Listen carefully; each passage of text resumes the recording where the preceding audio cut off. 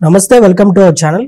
గత ప్రభుత్వంలో జరిగిన ఏపీ లిక్కర్ స్కామ్ సంబంధించిన అంశంపై మనతో మాట్లాడడానికి పొలిటికల్ అనలిస్ట్ అడుసుమల్లి శ్రీనివాసరావు గారు ఉన్నారు. మాట్లాడే ప్రయత్నం చేద్దాం. నమస్తే అండి. నమస్కారం అండి. అయితే ఈ ఏపీ లిక్కర్ స్కామ్ లో వైసీపీ సంబంధించిన వ్యక్తులు ఉన్నారనేటువంటి ఒక ఆరోపణలు అయితే వచ్చినాయి కదా, ఈ ఎంతవరకు ఈ వాస్తవాలు? ఈ శతాబ్దంలో పెద్ద స్కామ్ ఉన్నది.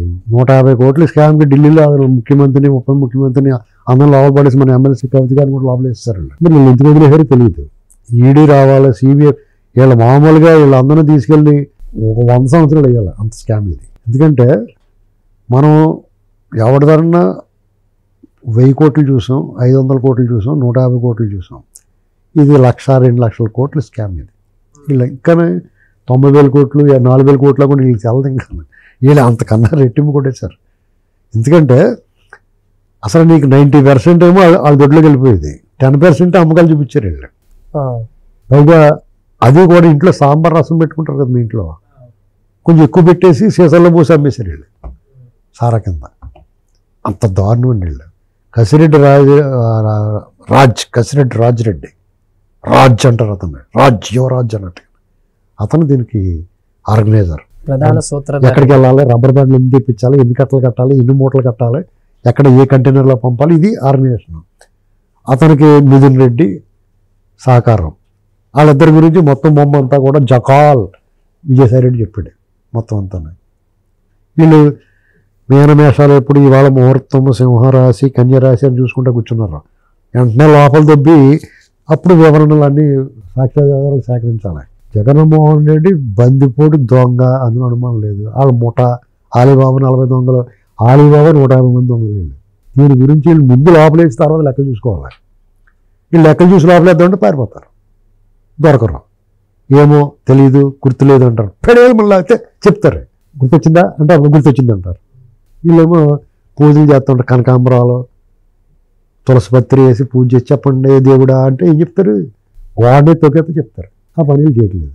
ఎందుకంటే జగన్మోహన్ రెడ్డి పోలీసుల్లో కూడా ప్రేమికులు ఉన్నారు, విపరీతంగా ప్రేమిస్తారు. ఎందుకు ప్రేమిస్తారో ఉత్తిని ప్రేమించడం. నాకు 10 రూపాయలు ఇచ్చేసి నువ్వు అద్దెపతిని అంటాడు. మిఠాయి కదా వాళ్ళకి. చంద్రబాబు అయితే పని చేయించేస్తాడు, ఆయన అయితే నువ్వు దగ్గర నన్ను కూడా దుబ్బేసుకుని అంటాడు. ఇది తేడా. మొత్తం ప్రక్షాళన చేయాలి. ఆంధ్రప్రదేశ్ ప్రభుత్వ యంత్రాంగం పురుగు పట్టేసింది, పుచ్చిపోయింది. ఇప్పుడు మంచి మామిడికి పండు ఇస్తారండి, దానిండా పురుగులు ఉంటే తినగలరా మీరు? అంతే. ఇప్పుడు చంద్రబాబు గారు బ్రహ్మాండంగా పరిపాలన చేస్తారు, కానీ పురుగులతోటి ఎలా చేయించుకుంటాడు పని? అందరూ అసలు ఎలాంటి వాళ్ళు. ఇప్పుడు మొన్న ఒకరిని అరెస్ట్ చేశారు. అటు తప్పు చేయడో అవతలతో పోల్చుకుంటే అతను చేసిన తప్పే కాదు. అయినా చంద్రబాబు గారు అన్నయ్య ప్యాకెట్ తమ్ముడు తనమాడైనా ధర్మరాజులాగా అతను నిర్ణయం తీసుకున్నాడు. వీడు అక్కడ అనంతపురం నుంచి వచ్చేసి పెద్ద భూమిజా అంటూ ఉంటాడు. ఈ మాధవ్ అన్నవాడు 2 వెళ్ళిపోయి మీద పడిపోయాడు. 2 పీకారు, తీసుకొని లోపల వేశారు. జైల్లో కూడా పెద్ద అడావుడి చేస్తున్నాడంట. అతను సోలటరీ సెల్ అని ఉంటుంది జైల్లో. ఇంకెవడ కనపడ్డా ఒకటే కూర్చోబెడతారు అందులో పాడాలి. ఇంకా బావరాక్షణ అయితే గంజి కొట్లు అని ఉంటాయి. ఆ మనిషిని అందులో పాడేసి గంజి పోసేస్తారు అందులోని. ఏకలో దోమలో ఇబ్బంది పెట్టేస్తాయి. దెబ్బకి దారిలోకి వచ్చేస్తారు ఎలాంటి నన్ను. ఈ పని ఎందుకు చేయట్లేదు వీళ్ళు? వాళ్ళ పట్ల ఎందుకు మర్యాదగా వ్యవహరిస్తున్నారు? అత్యంత నీచులు, క్రూరులు, అరాచకవాదులు, అప్రజాస్వామికవాదులు, చట్టము రాజ్యాంగం పట్ల గౌరవం లేని వాళ్ళు, కోర్టు ఆదేశాలను బేఖాతరు చేసే వాళ్ళని వీళ్ళు ఎందుకు ఉపేక్షిస్తున్నారు? కసిరెడ్డి రాజశేఖర రెడ్డి అతను దొరకకపోతే వాళ్ళ ఇంట్లో వాళ్ళందరూ వేసేయాలి లోపల. నువ్వు వస్తావా వీళ్ళు పట్టుకోమంటావా అని చెప్పాలి, ఫోన్ చేయించాలి వాళ్ళ చోటు. అనాథరైజ్డ్గా దొరకరా, పరిగెత్తుకు వస్తాడు. ఎవరికోసం వస్తాడు?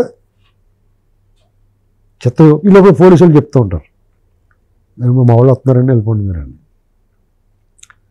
ఇంటి దొంగలు ఈ చోటు కూడా పట్టలేదంటారు. అవన్నీ ప్రక్షాళన చేయాలని టైం అయిపోతుంది. 10 నెలలు అయిపోయింది. మొత్తుకొని చెప్పాం మేము, బాబోయ్ ఇవన్నీ ముందు ఏరేయండి, పురుగులు ఏరేయండి అని. దాని ఫలితం ఇప్పుడు చెడ్డ పేరు వస్తుందా ప్రభుత్వానికి? ప్రతి ఓడు బొడ్డోడు కూడా మాట్లాడుతున్నాడు చంద్రబాబు గారిని. ఎలాంటి మనుషులు వాళ్ళు? వాళ్ళ వీరత్వానికి, సోరత్వానికి, పరాక్రమాన్ని, వాళ్ళ పరిపాలన దక్షతని, వాళ్ళ విజన్ని అన్నీ విమర్శిస్తున్నారు అంతా. ఆ మాట అనిపించుకునే అవసరం ఉందా? ఎవడో ఒకడికి అప్పచెప్పి శుభ్రం ఏర్పాటు ఏంటారు అని చెప్పేసి ఉంటే ఏదంటారు. ఎంత పని అండి ఇది? వీళ్ళు ఎక్కడ పారిపోతారు వీళ్ళు? పేరుని 10 మాటలు కరెక్ట్గా మాట్లాడమంటే మాట్లాడలేడు. ఆరు కూడా మాట్లాడతాడు, ఏం పేకలేరు అంటున్నాడు. ఆ వాడవడ జోగి రమేష్ అతను కూడా మాట్లాడుతుండ వచ్చి వీళ్ళందరినీ శుభ్రంగా ఎర్రగొట్టేసి కోటగుమ్మరికి ఎలాడదీస్తే ఏమవుద్దండి? ఏమవుద్ది? ప్రజలు మంచి ఖుషి అవుతారు. ఈ రోజులు గడిచి కొలిది ప్రజల్లో ఒక రకమైన నిరాసక్తి ఏర్పడుతుంది. వచ్చిన వెంటనే కొట్టేసి భలే కొట్టారు అందరూ. అయితే ఈ లిక్కర్ స్కాములో కల్లా అతిపెద్ద స్కామ్ అని అసలు ఈ శతాబ్దంలో పెద్ద స్కామ్ అది. అసలు ఇన్నోవేటివ్గా అంత అలా వ్యాపారం చేయొచ్చని, ప్రభుత్వ సొమ్ము ప్రజల సొమ్ము అలా కొల్లగొట్టేయచ్చని అసలు కొత్త అన్నీ కనిపెట్టి చెప్తూ ఉంటాడు జగన్మోహన్ రెడ్డి. దొంగతనాలు ఎలా చేయాలో పూర్వం ఏం చేసేవారంటే మంచాలు బయటేసి పడుకుని గిన్నెలు ముంతలు పట్టి పారిపోయేవారు.